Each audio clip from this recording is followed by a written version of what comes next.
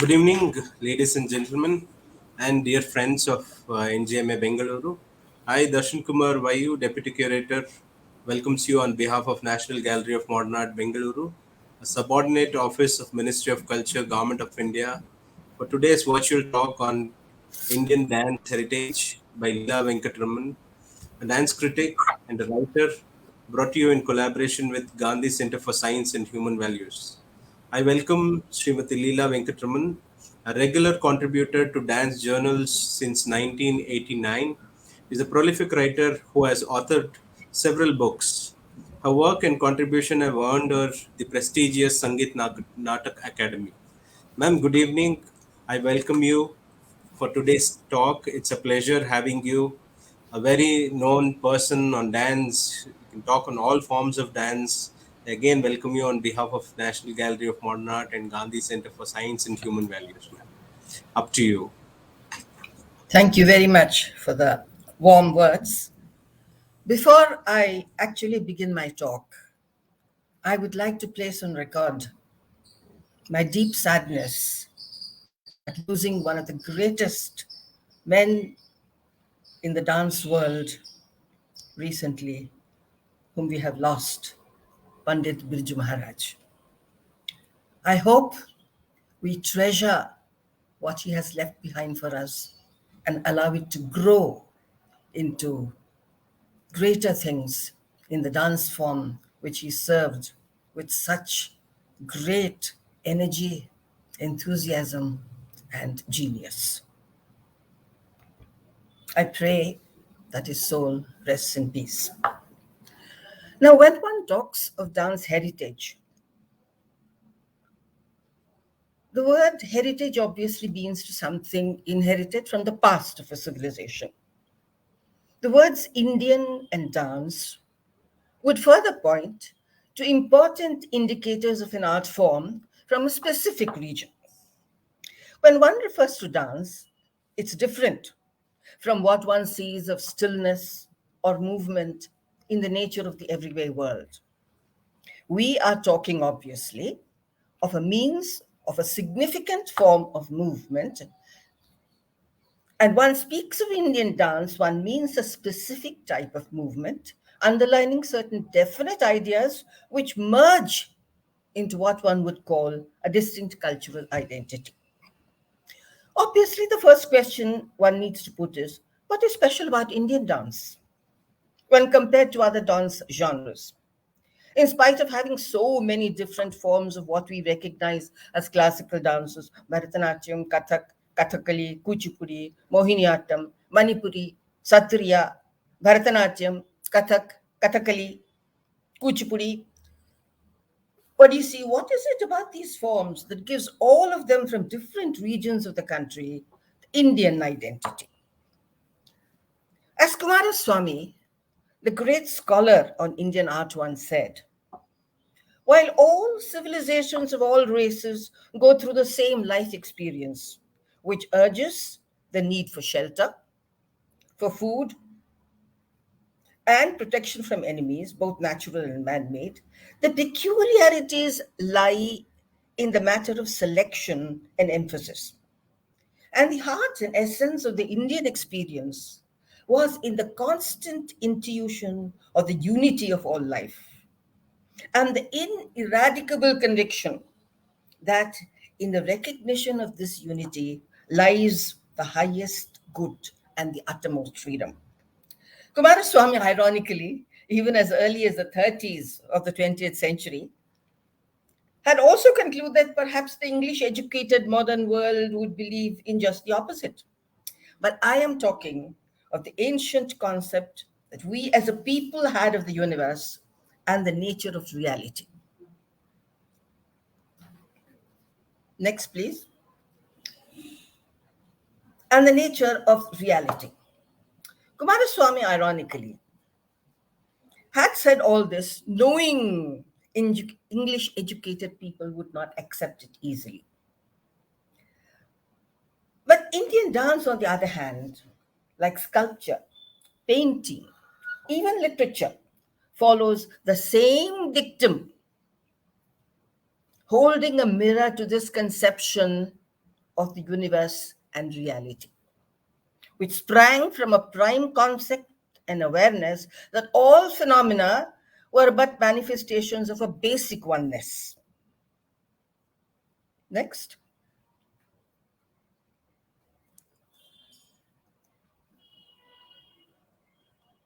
Second was the awareness of the reality and polar relationships of all opposites, like pleasure, pain, life, death, male, female. We tend to put them into absolute experiences and watertight compartments. We know about light only because we have experienced darkness. Each condition draws the very identity from the other. Without pain, how do we know what pleasure is? So, when we talk of spirituality as opposed to the erotic, these are but two aspects of life, and they are aspects of the same reality. And very often, the reaction or response to the same set of circumstances can be spiritual or erotic according to the state of being of the experiencer.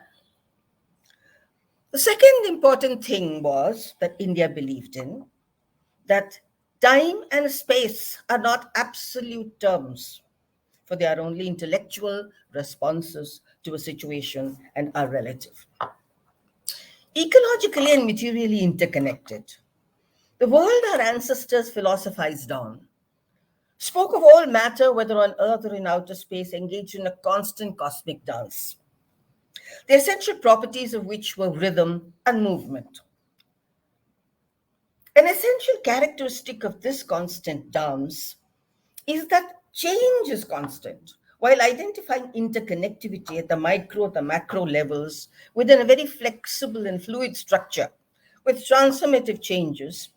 There's a constant awareness of a larger microcosm. The Rig Veda thus spelt it, Ekam Sat Bahuvida Vadanti. One great truth within which are constant changes. It depends on whether you are looking at the world through a microscope or a telescope. The universe is not a one time creation that is static. What is surprising is how close all these theories are to what modern physicists have also discovered of the world revealed in the web of relations between various parts of whole. Space scientists have discovered that space is not three-dimensional and time not being a separate identity, and that all matter in this world is dynamic and engaged in ceaseless movement. For the world is made up of atoms which are constantly moving, and their interactions in a ceaseless flow of energy or dynamic interplay set in motion a process wherein particles are created and destroyed in a constant change of energy patterns. Next, please. Some of you have heard the real life incident of the mystic physicist, the next one, please, Fritjof Capra, who had an extraordinary experience as he sat by the seaside watching the waves rolling in, bringing in a whole heap of sand while taking away with it certain other particles from the shore. And this process went on. And he says, how wonderful. There is a building, there is a construction, there is a destruction. There's a construction, there is a destruction. And this is a continuous process. The subatoms engaged in a never ending dance of construction and destruction. And with his mind preoccupied by this concept of the universe in a process of creation, destruction, recreation, and so on, he was reminded of the Indian sculptor's great Nataraja image. Next, please. Next slide. Yes. Next. Yes. The world evolving through the dance. That is what we mean by the dancing Shiva as Nataraja. Explaining in his famous book, Tao of Physics, comparing scientific theories and metaphysical thoughts, Capra said that even the solid objects and scientists have discovered that we live amidst this constant motion of activity and a continual cosmic energy of dance. or a cosmic dance of energy, sorry. Capra concluded the whole universe is thus engaged in an endless motion and activity, in a continual dance. To this scientist goes the credit for making known to the world the knowledge of how close Indian metaphysics is to arts, and how close it is to the scientific understanding of this universe, particularly ecology, which is not a collection of isolated objects, but a network of interconnected and interdependent phenomena. And like our ancient thinking, that intellectual understanding had to have a moral base, Capra also believed that science could bestow great benefits. It be used be evil too. So it is for the individual to make a choice between the Buddha and the bomb. Because we believe that opposites have to coexist, polarities are always there, and it is for the individual to make his choice. So too in the myths and culture we speak of the Rambhas, Urvashis, Menakas, who represent a world of temptation. And it is for the individual to decide if he wants to live a life of the flesh or one of the spirit. See the slides of Nataraja, please.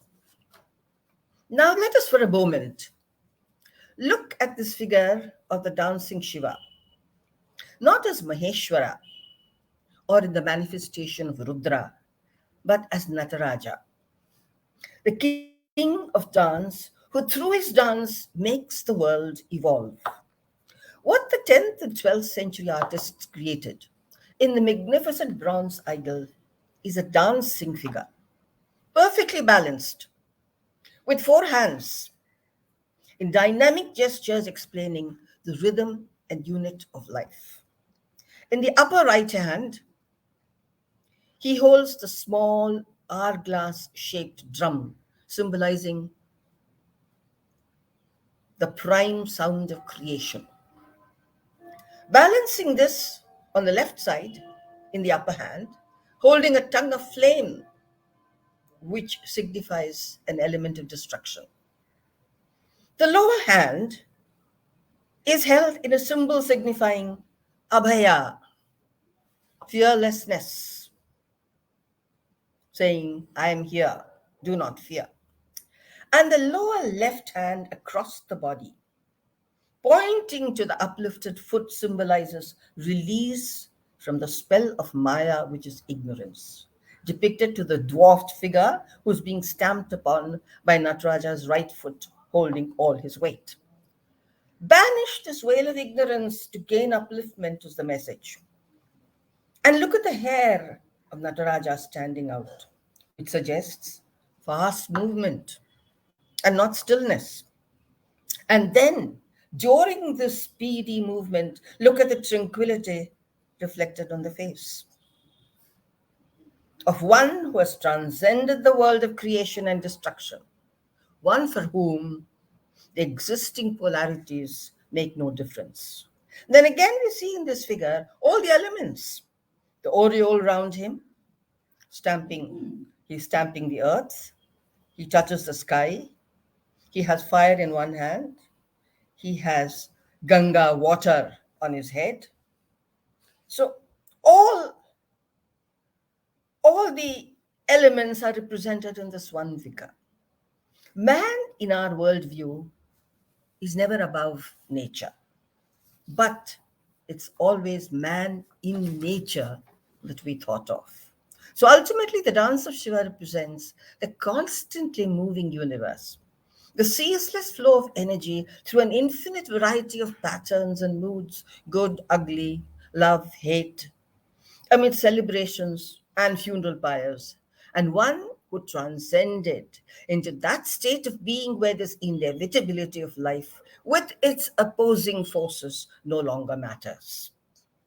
Because he has attained that unity referred to earlier, which is the highest good and the purpose of life. To quote Kumaraswamy again, dancing through inert matter, pulsing waves of awakening sound, and lo, matter also dances. And he sustains its manifold phenomena in the fullness of time, still dancing, He destroys all forms and names by and gives a new zest. This is poetry, but nevertheless, it is science. All our traditional arts, be it dance, music, sculpture, painting, and even disciplines like yoga, were regarded as pathways in the search for that state of total equilibrium. So the arts are a yoga, a worship, a source of enjoyment, enabling one to reach that state where the duality of subject and matter disappears in the mind of evoked Tanmaya Bhava, as it is called. Thus, the dancing Nataraja is actually a metaphor for evolution through the constant movement of all matter. Go to the next figures, please. That's right. Just as the Ardhanari Ishwar is a representation of creation which needs the coming together of male and female elements. Next. Next. That's right. You just look at the peaceful face and all the elements represented.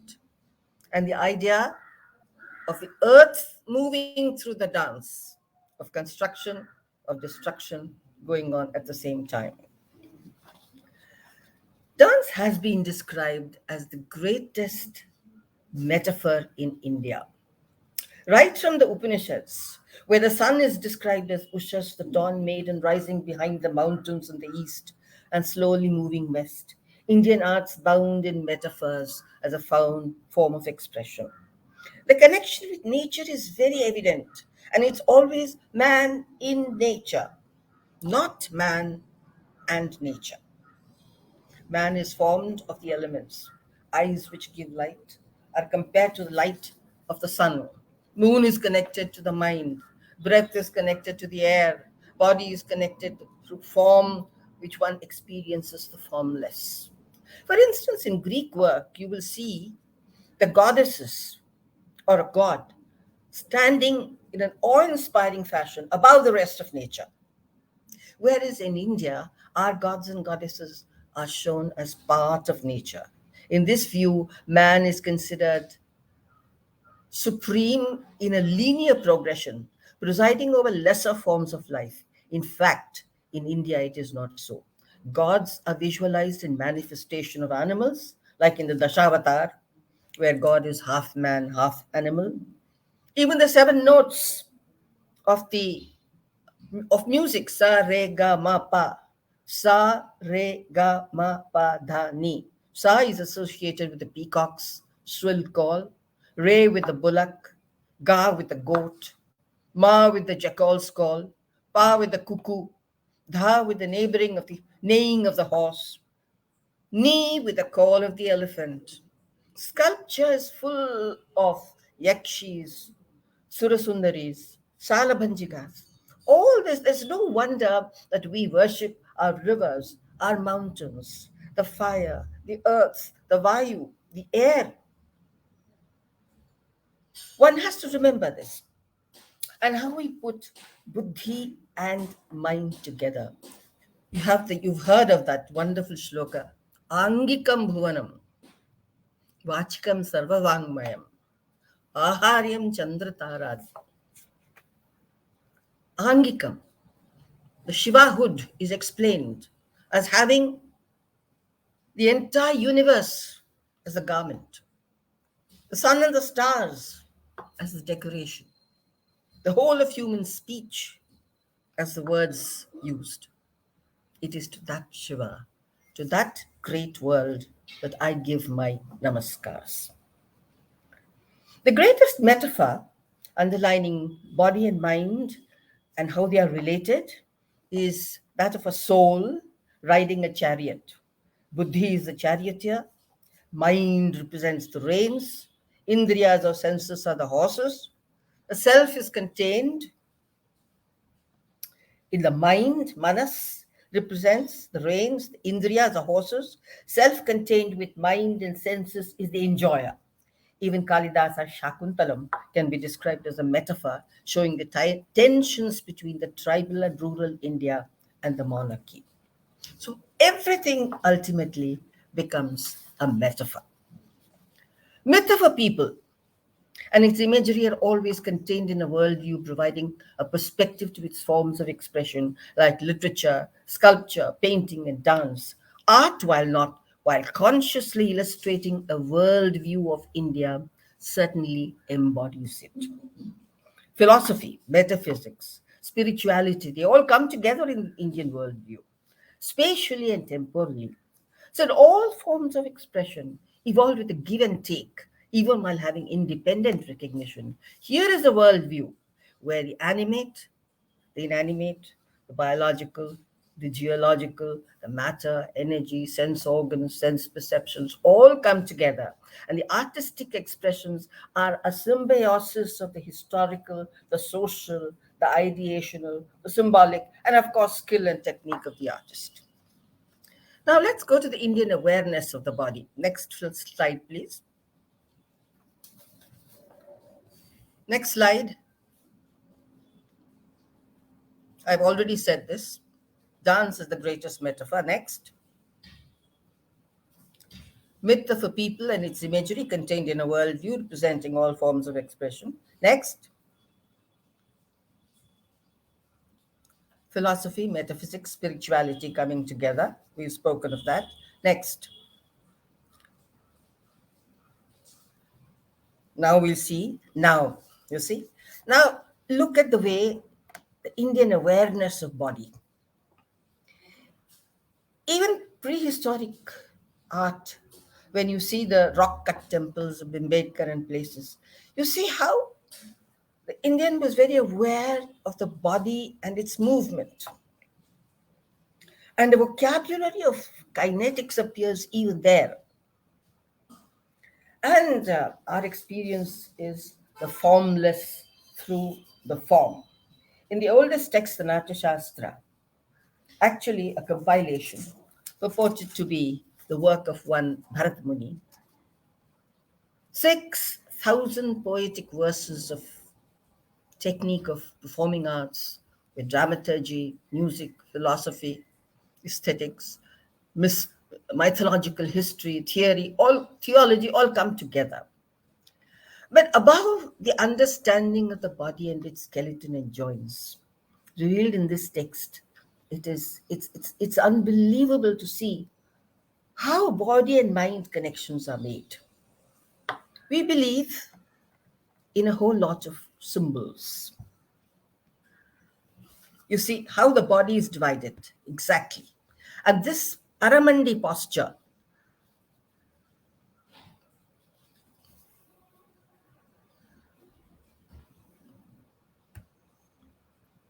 this posture, the half seated posture, you find in all the dance forms in India. Unlike Western dance forms, Indian dancers put their weight on the floor. The contact with the earth is very important. Next slide, please. Next slide.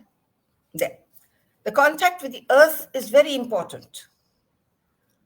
We see how it is divided. How beautifully you can see the circle, the triangle, and the divisions of the body, where the upper part comes, where the trunk comes, where the lower limbs come. And this you find in all architecture, you find it in sculpture, you'll find it in paintings, you'll also find it in dance. Next, please. Symbolism and expression. Now, Indian art, dance particularly, we have a lot of symbols, hand symbols. And how we connect these to expression is what is important. And there is a very simple theory where the hands go, there the eyes go. Where the eyes go, there the mind goes. Where the mind is involved, there is emotion. When there is emotion, you are able to create that particular aesthetic feeling you want to. So that is how the symbol gets connected with what you are wanting to show. Now we'll see some slides with some expression. Next, please. See, the symbol, the hand movement, the expression. Similarly here. Next, there.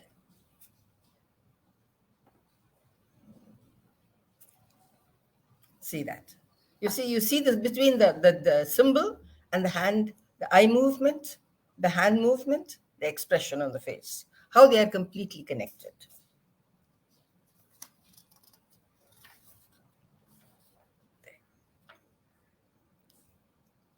Because we believe in this kind of principles, it's always necessary to know a little about Indian dance before you're able to appreciate it properly.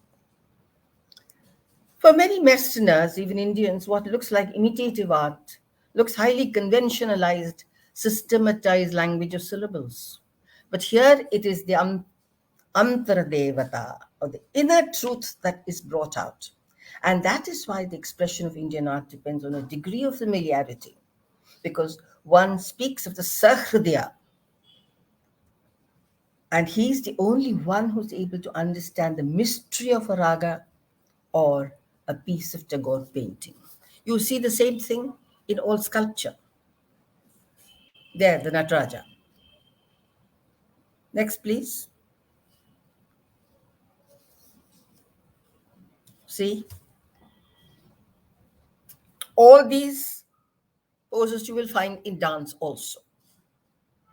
They follow the same principles. Now, here, you find the poses, and from the Natya Shastra, on the top of the temple, the, the poses are given, and at the bottom, it's even written which particular, the two lines of the verse are also written.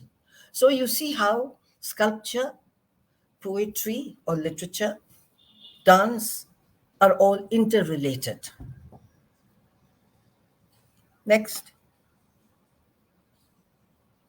Now, now let us look at the various dance forms and find out how the body is used. Now, Bharatanatyam, all of you know, has had a very long history. And it was so closely connected with the abolition of the Devadasi Act and all that went on at that time with people from non-traditional families getting into this tradition and starting to learn how to dance, with institutions being started, and the entire process which used to be nursed in the very within the confines of the Guru Shishya Parampara, it's one-to-one teaching. It came to the larger institution, and everything changed. And there was a big change, and the people, of course, there was lots of criticism that many people even talked about an appropriation of a dance form which had been practiced by the Devadasis, which had been taken over by the Brahmins, and it was not correct, and so on. Even today, the criticisms are all there. But with the criticism, the dance goes on. It is spread to all parts of the world. And this is the dance where the geometry of the body is absolutely perfectly executed. I mean, you can take a geometry box and you can execute the lines. Both sides have the same. You see, you draw a line in the middle from the top to the bottom, and you see the straight lines, the triangles, square, everything is so clearly indicated. The lines, the geometry.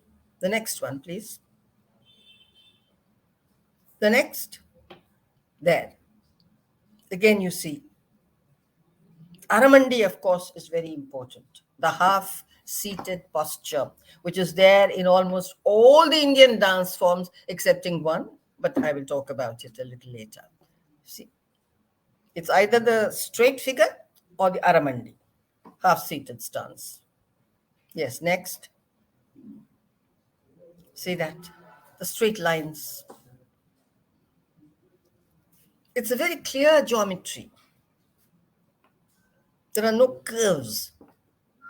It's all straight lines, clean stretches. Next. See that? Again, the perfect geometry.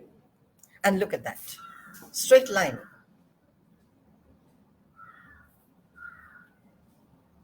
with the Aramandi kept. And now we have a small video where Rama Vaidyanathan shows you just an excerpt from a Varnam where she's talking about the arrows of Cupid hurting the Naika. And then she'll show you a little bit of pure dance also, just to give you an impression of how the dance works.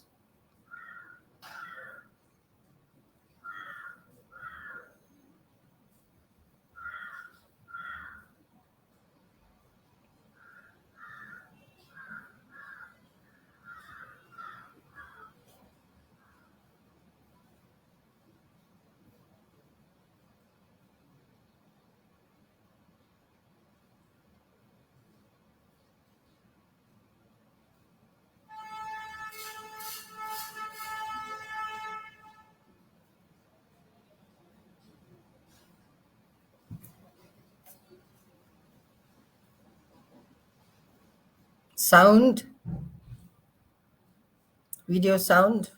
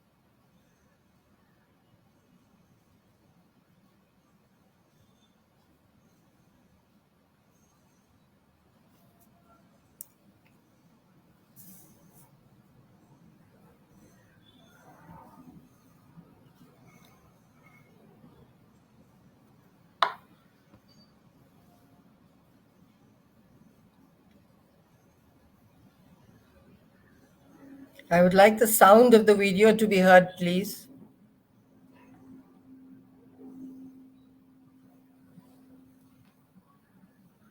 Now we go on to the next, that is Kathak. Now, Kathak is the only form of all the dance forms where the body is kept absolutely straight. You don't have an Aramandi at all. The half-seated posture, which is there in every other case, is not there in Kathak. It's just the straight body.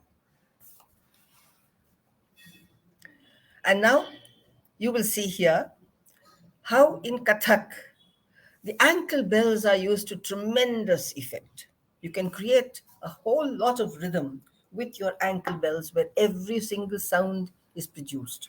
And since the body is always straight, taking quick whirls and pirouettes, chakkars, and this is a style where in the abhinaya, the hand movements are not really very strictly prescribed. There is a certain amount of improvisation, which is where the dancer's own imagination comes in. And you will see now Prerna Srimali presenting Jaipur Gharana Kathak, where a little bit of abhinaya along with footwork is there. These are the, yes, next, next, That's a circle. See the straight, always a straight line. The skirt goes round. Now,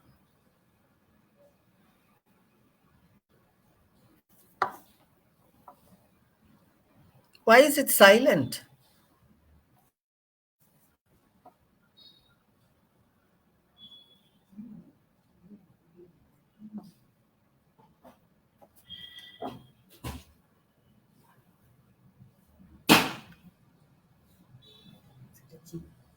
No, these are all coming without sound.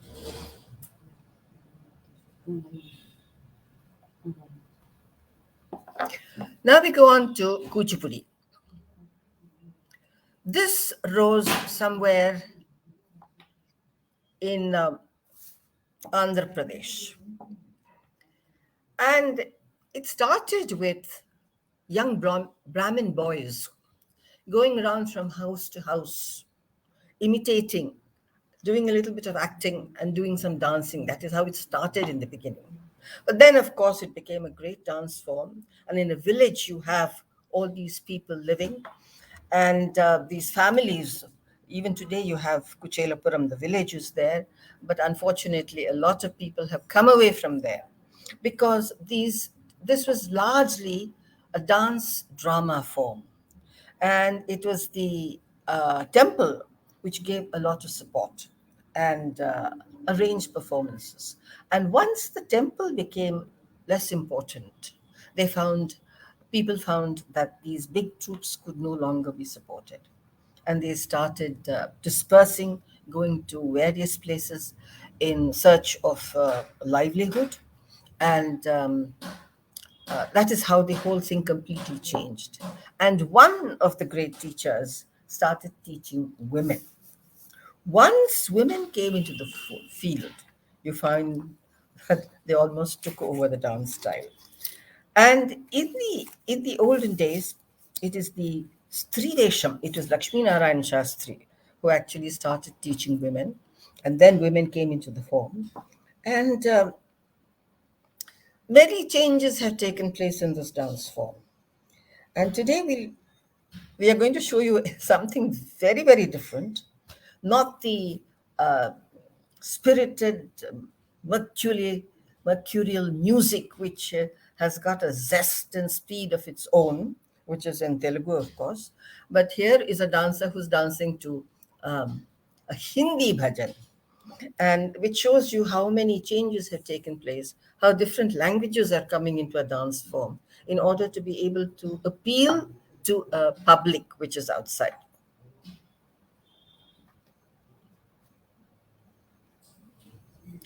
Now, that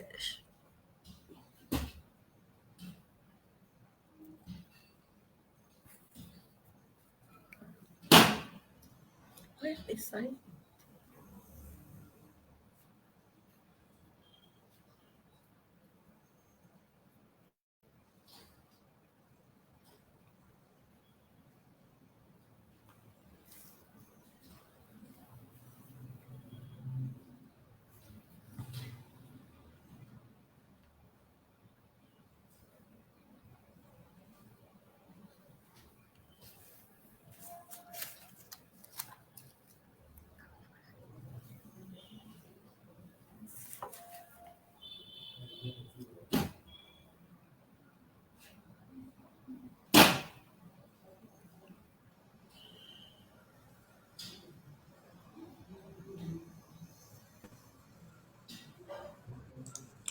Just give me a second, ma'am. I'll just see what is happening. I don't know why sound is not. Why is the sound is not coming?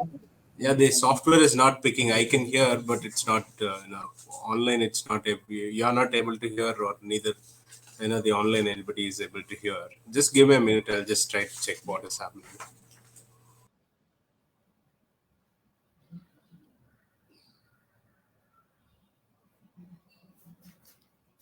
He's attending to it.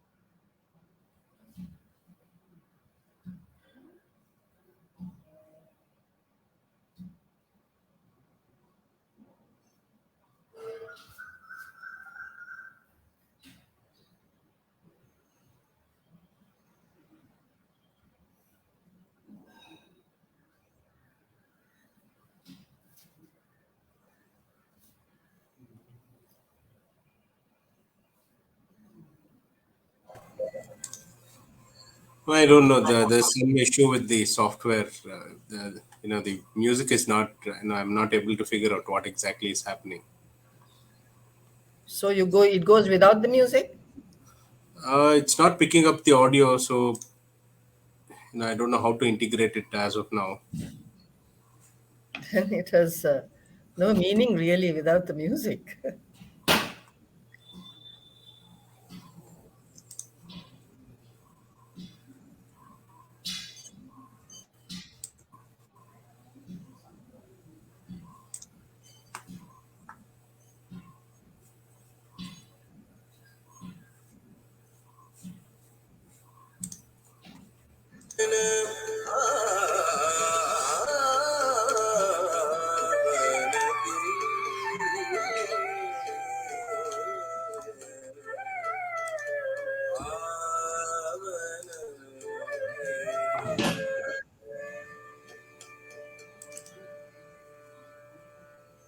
बरसे बदरिया सावन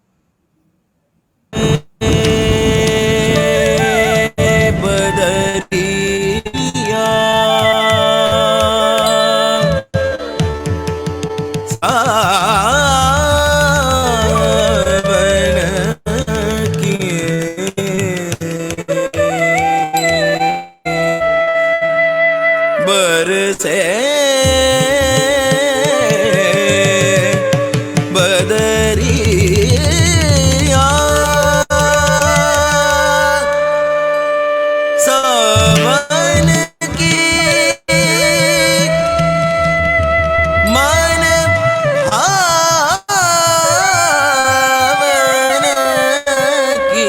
की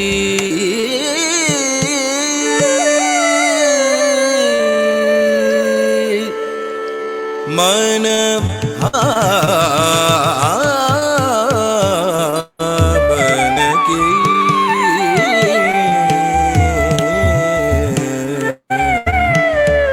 भावन की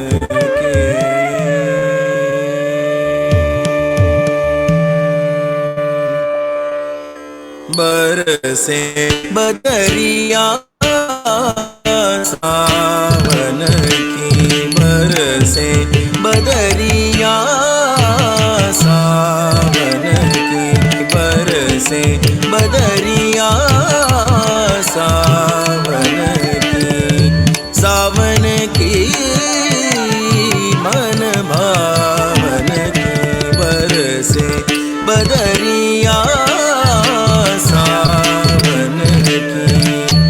सावन की मन भावन की बरसे बदरिया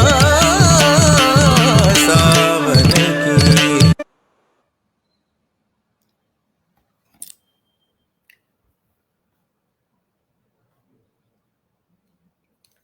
Now, this was Kuchipudi was a form where Strivesham, you see that, Vedantam Satyanarayana Sharma, he is the great master of Strivesham. And I remember visiting him in his home in the village of Kuchipudi. And it was a wonderful experience because I saw him in the stage as a beautiful Satyabhama penning a letter to Krishna. And he was such a graceful, such a beautiful dancer. Even in the gesture of walking onto the stage and pulling a mic towards him, you saw that it was a woman and not a man. But then when you went to his house, here was this strapping man. And he talked about the way in which he had learned and how the male in him was completely ironed out after all the dressing and giving, when the jada and other things came on and he was dressed fully. He said he was no longer the person we knew. This was a different character altogether. And that is what we saw in the Strivesham. But today there are very few who are doing Strivesham in maybe a couple of people in Kuchipudi. Otherwise, it is males who are doing the male parts and it is females who are doing the female parts. So the the dance form has had tremendous changes over the years. Now this is Ardhanari. This is the dress. The next slide. Yeah, that's over. Now we go to Manipuri. It's very strange. In the early 40s, nobody knew about Manipuri in India.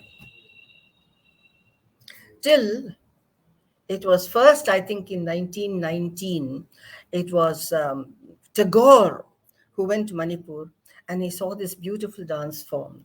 And he decided to bring a teacher somehow or the other to teach in Shantiniketan.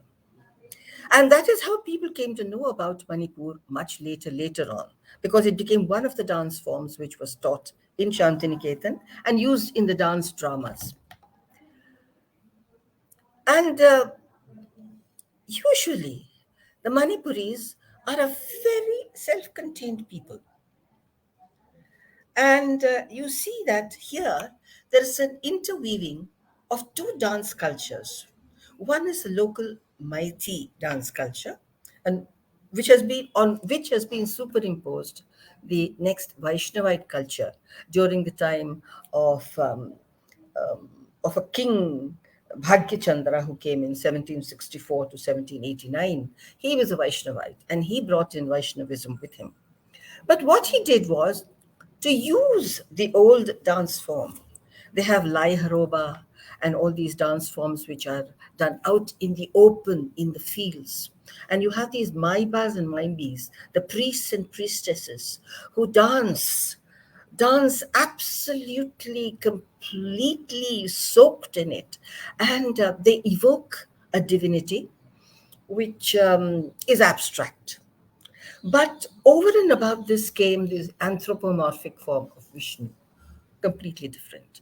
But by using the dance form that was already there, the dance movements that were already there, I think there was no strife and the two went side by side. And even today, you find that the Maiti culture is there, and along with it, the Vaishnavite culture is also there. And the two go side by side. They are highly aesthetic people. You cannot come across anybody like. And even today, the dance form is deeply connected with the lifestyle of a person. When a child is born, when Annaprashanam takes place, when the first year birthday is held, when the Janeu ceremony is done, when a marriage takes place, when there is a death, every single important event in a family, you have the Sangeet which takes place. And so it's still very much connected with the lifestyle of the people. And this is something one has to remember. And it hasn't changed very much, excepting that Guru Bipin Singh, one of the gurus from Bengal, was a very great scholar and who learned from all the great gurus of Manipur. Um, there was Guru Amobi Singh, Atomba Singh, and Atomba Singh was actually his teacher. And he started feeling that the mighty terms had to be linked with the Shastric terms because he had read so much of the Shastras and he wanted to bring the two together. And he thought of more of a solo form because this was very much of a group form. It was either the Ras dances, where you did Kunjras, Nrityaras, Vasantaras, Maharas, and so on, where it was Krishna and the gopis, or you did the Sankirtan. The Sankirtan is a form where you have the drummers playing the drums and dancing at the same time and singing, and then you have the cymbals at the back. And Sankirtan is a form which you really have to listen to know how extraordinary it is. It sort of takes you to an absolute height, and then there's complete peace. So there is a constant wave like movement right through in emotions. And the way these people get involved in their dances, the mandap is built. And there is a square and the circle, both very important. The mandap mapuk first comes and settles down and then gives a signal, and then the others come in and take over. And during the ceremony, everything is according to a protocol. How you walk in, where the audience is seated, four sides, and how everything is done. Even if you want to pay your respects to somebody who has done very well and said it's a wonderful thing that he has done, you have to follow a particular route and go there and do your namaskars and then come back. So, and they are a very light footed people. This is a dance form where you just touch the earth. You don't put your weight down. You hold the weight up. It's not like the English where you hold your weight up and really go out into space. They do go into space when they take their big jumps, but it is with their feet on the ground. But the light-footed approach is something. And you know, when people look at Manipuri, they think it is very simple because it's the form of eight which the body is weaving all the time, up and down, up and down. And unlike other dance forms, you're taking a photograph of a Manipuri dance movement makes no sense because there is no beginning or end. It's a continuous movement which goes on. So there is no beginning or end like that. And a lot of it is rhythm in the air. You don't have the foot contact rhythm to register the ending of a tal. And it's a very, very different style. And you have you have the Javanese influence, the Thai influence, the Tibetan influence, the Balinese influence, and as I said, the last word in aesthetics. And they don't use any ankle bells at all because there is no foot contact rhythm as in other dance styles. They don't wear any ankle bells and they dance with the silent feet. And they don't use the facial expressions. That's another thing. The face is kept absolutely pleasant right through. But with all that, the kind of emotions they create. You have people who have tears streaming down, watching the dance, doing their namaskars, paying their homage, and the total involvement of the people in what is happening is unbelievable. Which is why Manipuri even today has retained its devotional fervor because it's very much a part of the lives of the people. Here, this is Radha and Krishna. Next slide, please. Now you see the males dancing, you see. And they play the drum. This is the Sankirtan. They play the drum and they sing and they dance and they step along with it. And if they have their turbans on, they have a motion and all the turbans fall down in a neat row at the same time. The discipline is something that is unimaginable. And I think to see Manipuri anywhere else is just not enough. You have to go to Manipur to see what it is and to get an understanding of what this dance form really means. But because of Tagore, in the 40s, it was one of the first dances which was recognized in India. Then we go to the Satriya form. The next is, we are still in the Northeast. We go to Assam now, the Satriya form. Now, this is the only form, you know, in all the other dance forms, you see that what used to be done as a ritual in the temple came to a halt. And that is when the performance part of it started in the proscenium theatre. In Bharatanatyam, in all the other dance forms, that's what happened. But in Satriya, you find a very, very different condition. This, in the satras, that is the monasteries where this dance form began, it's still being performed as worship. And it is also being performed outside. Since 1960 or so, it started being performed outside when one Raseswar Saikya for the first time came out and taught a woman, a girl, how to do this form. And people frowned on it, they didn't like it at all. And he was got rid of from the monastery. But thereafter, slowly, it has come into the form now, and everybody does it. And you have male and female, though in terms of the dance movement, the male and female roles are set. And even the dance movements, the actual main stance for the male dancer aura as it is called, and the female dancer are very different. And that is something that is preserved. And today they have very intricate hand movements and Khol. The khol is the um, percussion instrument, which is very, very sacred. And a lot of the music is very special, particularly if you want to do what is called Bargeet, which is started by this great Shankaradev, who is the founder of the form. It was during the Bhakti movement in the 15th century that he started this. And he was clever enough to take from the forms that were already being done all round so that he could communicate with the people easily. And he preached a one God religion, of course, but he preached a very simple religion which drew all its devotion through singing and through chanting and so on. There was very little of ritual, which is why the common man was attracted to it. And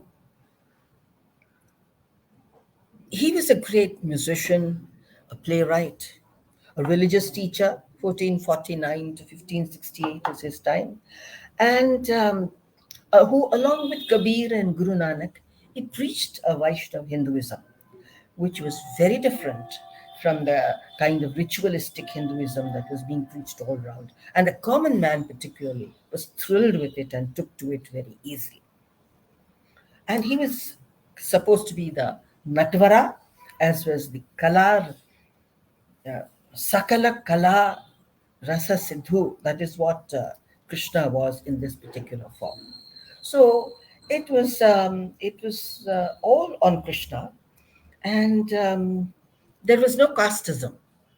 He himself was a non-Brahmin, Shankardev, and he didn't believe in casteism, and which is why it was a very secular kind of a religion that he preached, and people took to it very strongly.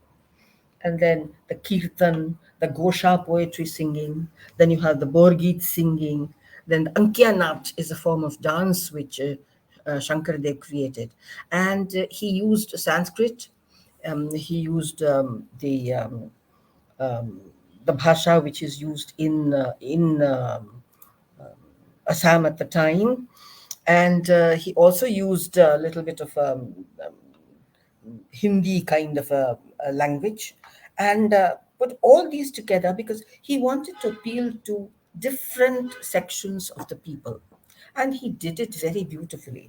And during his time, actually, the monastic system was made by his disciple, and the whole dance form. They had the Bargit, you had the Bhatima, that is verses on Vishnu and Krishna, Kirtan Gosha, poetry singing, and all these together form Satriya. And the dance form is one part of it. And you see now, this is Mayur, the peacock drinking water. It's a very, very difficult um, pose, and not everybody is able to do this. But they have these mati akaras, these exercises which prescribed a set of exercises to get the system accustomed to this dance movement. And it's of course much harder for the men than it is for the women. For the females, it is a much simpler form, and these are called the mati akaras. The next, please. There. Look at their typical dress. Very Assamese, and the entire flavor is different. Again, Northeast, you have seen Manipuri, which is different. Here it is different. Then you have there, this Amatya Kara. See, the jumping. They tell you how to do it.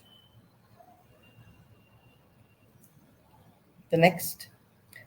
Now it is, we go to a dancer who is also a very great scholar in Satriya. She combines scholarship with great dancing ability. And there is a short clip of the male dancers presenting something first, and then the female dance, which will be shown by her now. So please watch Anvesha Mahanta dancing.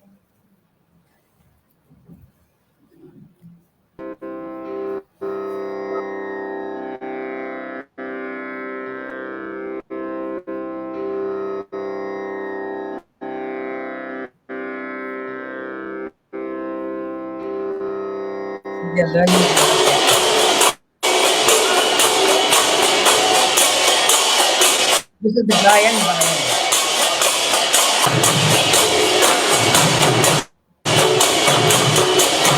The soul is represented. It is nicely represented in color combination by the flute.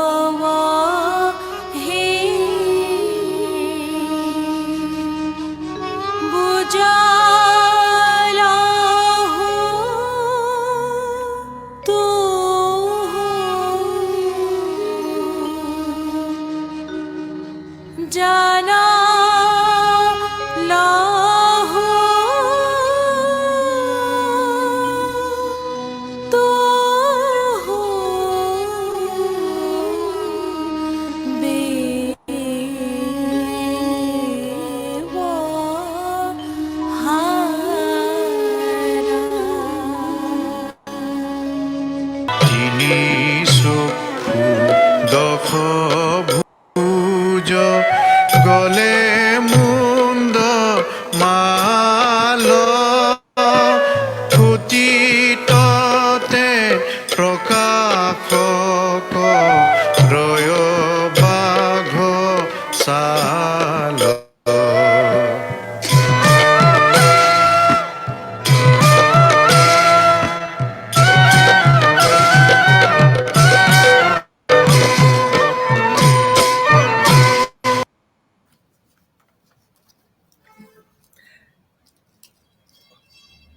And now we come to the final,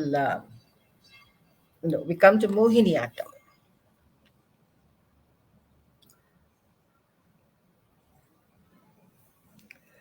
Now, Mohiniyattam has had a very interesting history. One of the Tanjore quartet, the four brothers who were responsible for Bharatanatyam, went and settled down in the Tanjore court and certainly got a lot of welcome from the king. So does it mean that it has come from the Bharatanatyam thing? No, it doesn't. But the influence was certainly there. But it is an indigenous form, Mohiniyattam, and done only by women. And they like to think that it comes from Nangyar Kuttu, which is a different all-female art form which belongs to the Kerala state. Actually, the kind of Mohiniyattam that used to be done in the beginning, when Kerala Kalamandalam started, there was one Krishna Panikar, the first teacher who taught. And then you had people like Madhavi Amma, Kalyani Amma, Chinnamu Amma. And then then Kalyani Kutyamma, who went and settled down in Triponitura and started teaching. So, but All of them said, along with Shanta Rao, the great dancer who used to do Mohiniyattam, that they had learned from Krishna Panikar. But they all danced differently. Though it was a very, very feminine style, there is no doubt about that. And they didn't like the idea that Mohini meant seduction. They said it meant enchantment, and it was important to remember that. And Shantara, of course, she went with the dance form to other countries all over the world, and she made a great name for herself. But she did something which was very, very different from what Mohiniyattam dancers are doing today. Then, while they were doing something like the Varnam and other things which are done in the following a lot of the Carnatic music style, there came Kavalam Narayana Panikar, a great scholar, musicologist, and he felt that the influence from Bharatanatyam was a little too much.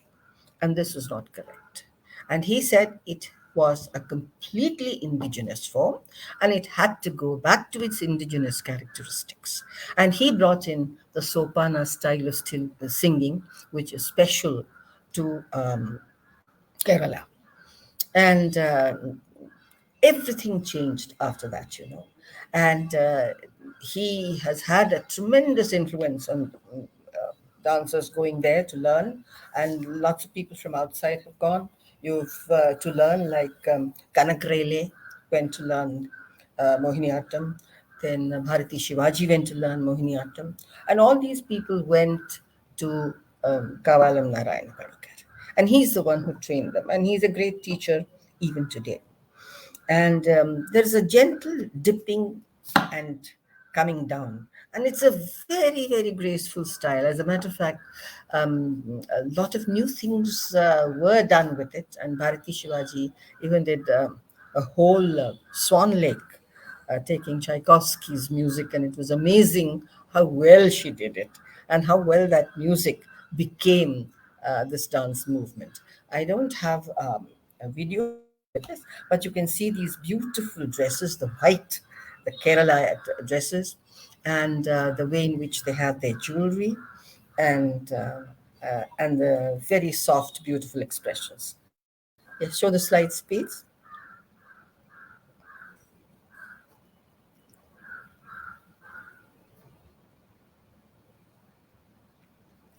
This is Bharati Shivaji.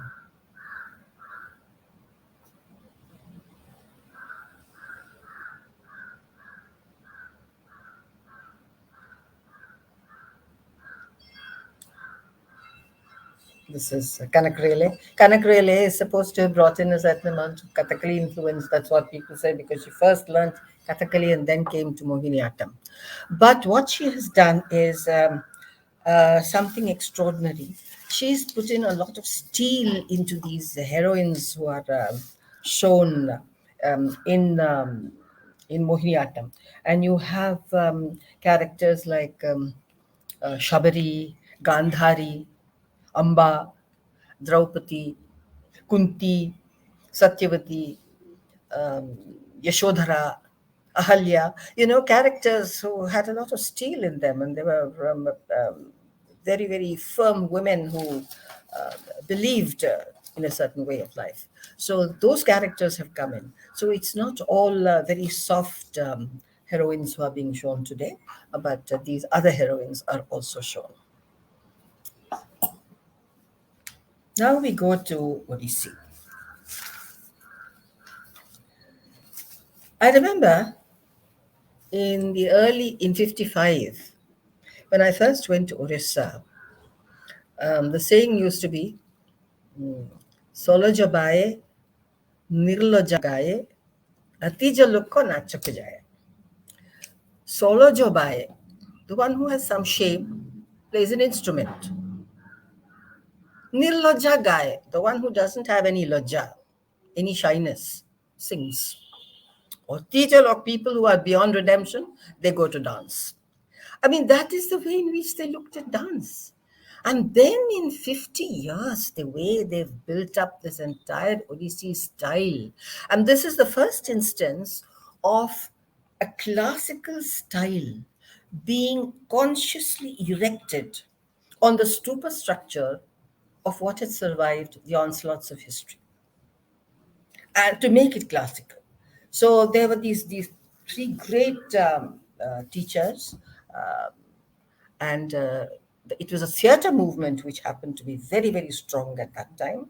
And these three great teachers were Pankaj Charan Das, Kelucharan Mahapatra, and they were Prasad Das. They were there, and there were other teachers there, and then the scholars also joined, and they had a lot of fights. They had all kinds of arguments and tussles, but ultimately they thrashed out a concert format of how to go about it. Because in independent pockets, a lot of dance was being done.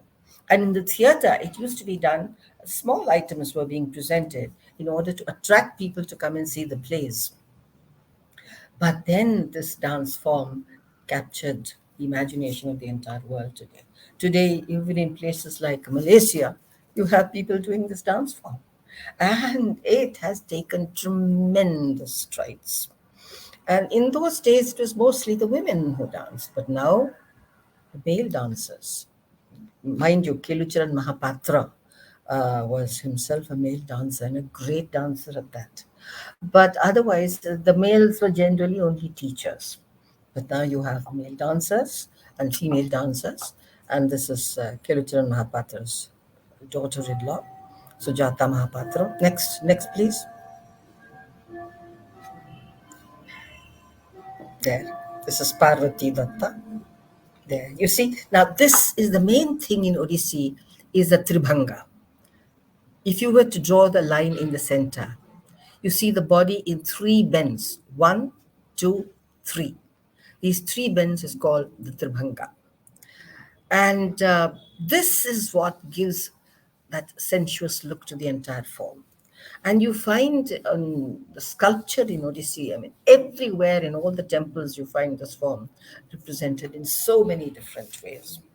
And that is the main anchor of Odissi. The chauka, which is the aramandi, like the aramandi, but with the feet far apart, the square posture. And then the other one is this Tribhanga. See the next Sarupa. She's beside the Konark temple, where you have a whole lot of dancers portrayed in sculpture. She's standing. There is the great master, Kelucharan. Nobody to really beat him. He was one of the finest dancers you could ever come across. And he made you forget his bald head, his pan-stained teeth. I mean, everything was forgotten. All that you remembered was, here was sublime dance. And when he showed Radha, you saw her lustrous hair and not a man who was near bald. That was the kind of dance he could do. One of the greatest dancers the world has produced, male dancers. And very prolific and a great choreographer also. And now we have Rati Sringar Pallavi being presented by two dancers from Nrityagram.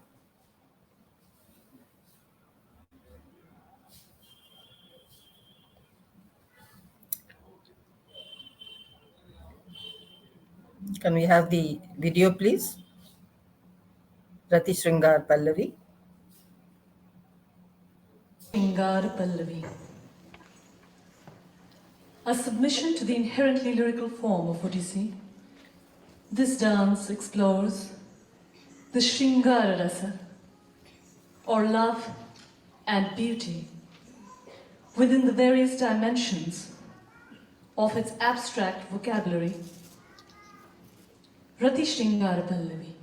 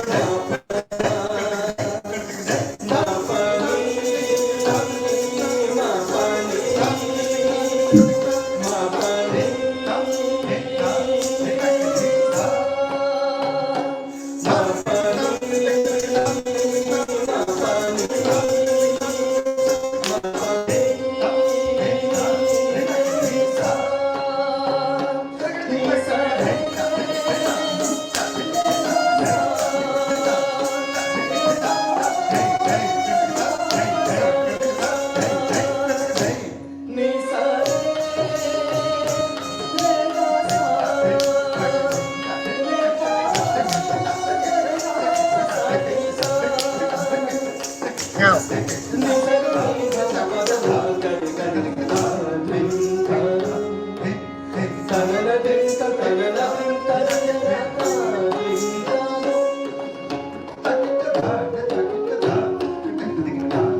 now, now we go to the last number, and that is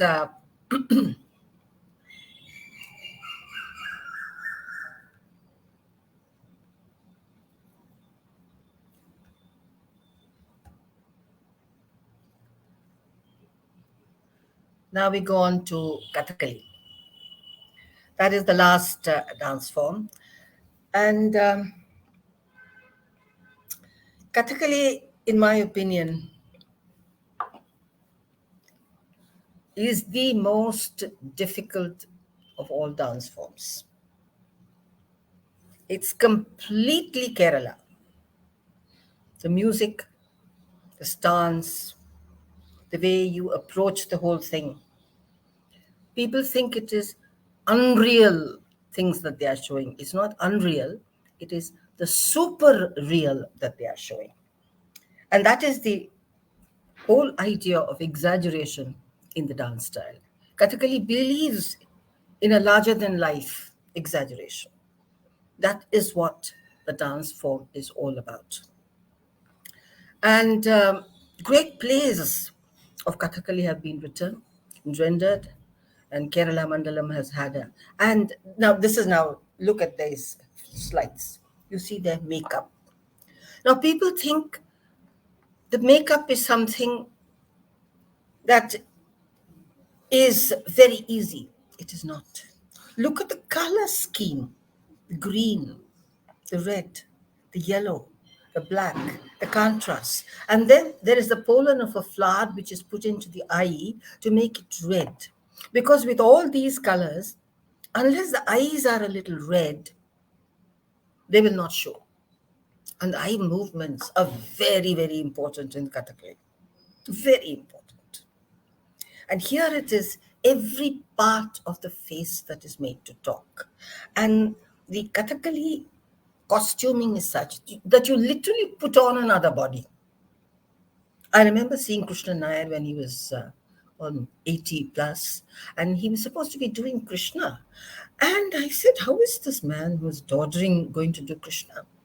But when he came on the stage, I mean, an entirely different personality. I couldn't make out the man I had seen before, because you have these huge skirts, you have this makeup, you have this headgear, you have the ornaments, and it's a completely different human being superimposed on whoever is doing the form.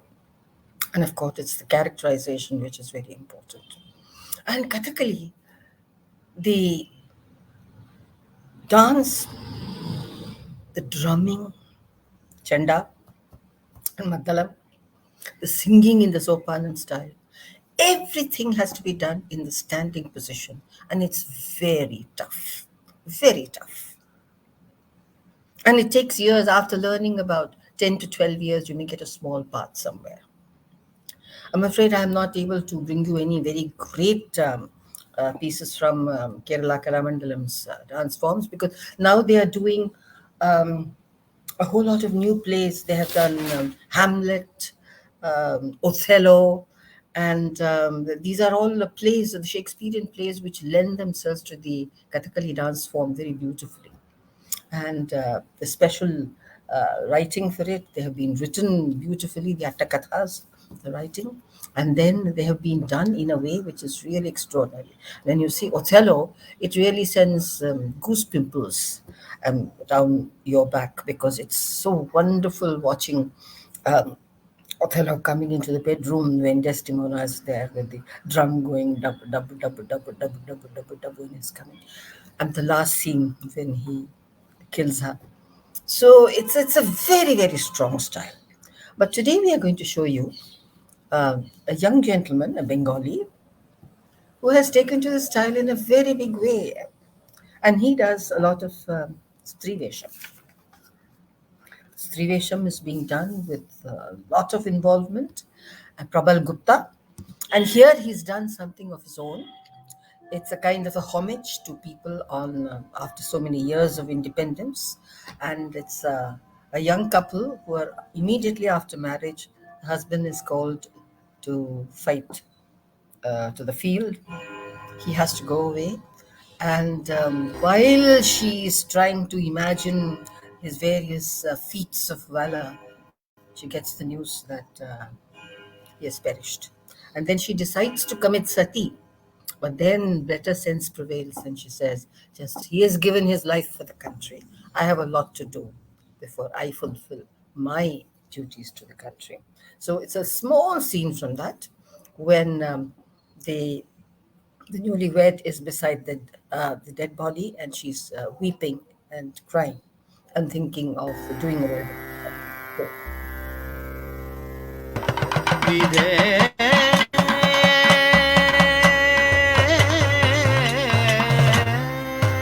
किं देहेन तव विना मनसा तव विना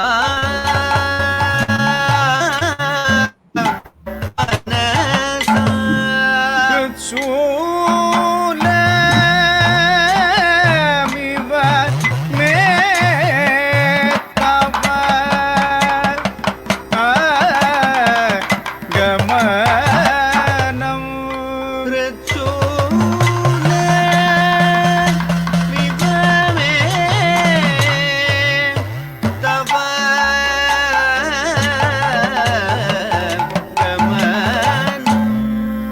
त्यक्त्वा तनूरियं साधये तव योगम्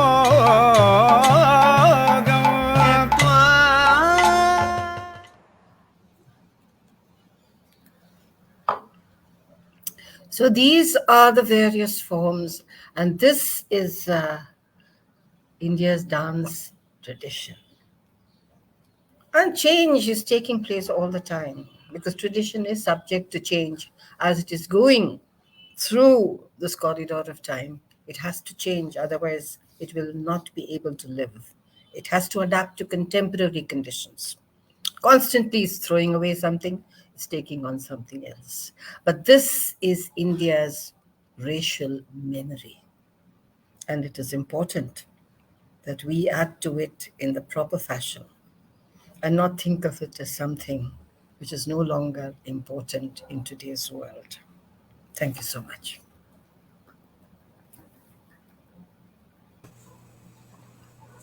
Thanks a lot, ma'am. On behalf of National Gallery of Modern Art and Gandhi Center for Science and Human Values, I really thank from the bottom of the heart. And it was a very insight and a very wider, perspective and understanding of dance forms from India, from different times and till now, and the way it's changing, and to know many exponents, renowned dancers, to be doing a very different and making a remark in the field of dance. Thank you, ma'am. Thanks a lot once again, and I thank all the audience who have joined us today evening for this wonderful talk. Thank you, ma'am. Thank you so much.